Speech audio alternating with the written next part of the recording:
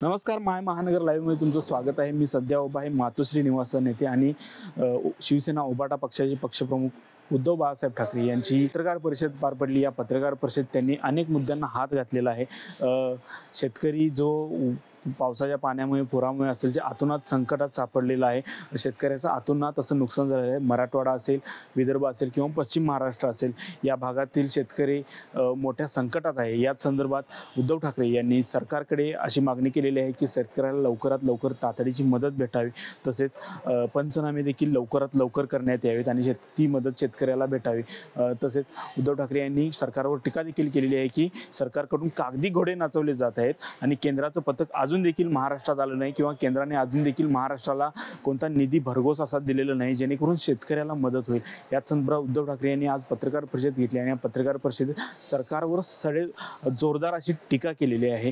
तसेच उद्धव ठाकरे यांच्यावर अनेक वेळा या काही दिवसात टीका केली जात होती की दसरा मेळावा जो उद्या शिवाजी पार्क येथे होणार आहे, त्या दसरा मेळावा कॅन्सल करून त्याचे पैसे पूरग्रस्त शेतकऱ्यांना मदत म्हणून द्यावेत. मात्र उद्धव ठाकरेंनी त्याला देखील उत्तर दिलेले आहे या पत्रकार परिषदेत की केशव उपाध्यायांनी जी त्यांच्यावर टीका केली होती की दसरा मेळाव्याला त्यांच्या 63 कोटी इतका खर्च येणार आहे. मात्र उद्धव ठाकरे म्हणालेत की माझा खर्च तुम्ही घेऊन जावा आणि तो बघा किती येतोय खर्च. अशा पद्धतीने त्यांनी त्याला उत्तर दिलेले आहे.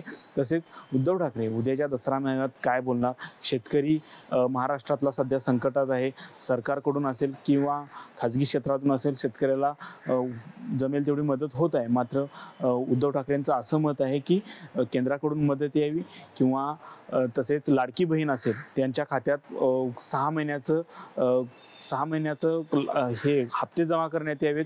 तसेच केंद्राकडून भरघोस निधी यावा असे उद्धव ठाकरेंचं मत आहे. त्या संदर्भात त्यांनी मागणी देखील केली आहे आणि देवेंद्र फडणवीस यांनी 2020 साली उद्धव ठाकरे यांना एक पत्र लिहिलं होतं की शेतकऱ्यांसाठी ओला दुष्काळ जाहीर करण्यात यावा. मात्र ज्यावेळी फडणवीस जे राज्याचे मुख्यमंत्री आहेत ते पूरग्रस्तांची पाहणी करण्यासाठी गेले होते, त्यावेळी त्यांनी असं म्हटलं की जो ओला दुष्काळ आहे हा कोणतीही संकल्पनाच नाही किंवा ही संज्ञाच नाही.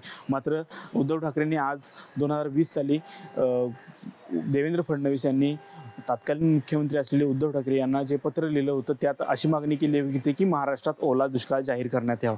त्यावर आज उद्धव ठाकरे बोलले आहेत की ज्यावेळी तुमच्याकडं पद असेल, पदानुसार ती संकल्पना ठरते का, असा प्रश्न देखील उद्धव ठाकरे यांनी या पत्रकार परिषदेत विचारलेला आहे. तर याच संदर्भात उद्धव ठाकरे उद्या दसरा मेळाव्यात देखील काय बोलतात याकडे संपूर्ण महाराष्ट्राचं लक्ष लागून राहिलेलं आहे. या संदर्भात तुम्हाला देखील काय वाटतं ते आम्हाला नक्की कळवा आणि माय महानगर लाईव्हला सबस्क्राईब करायला विसरू नका.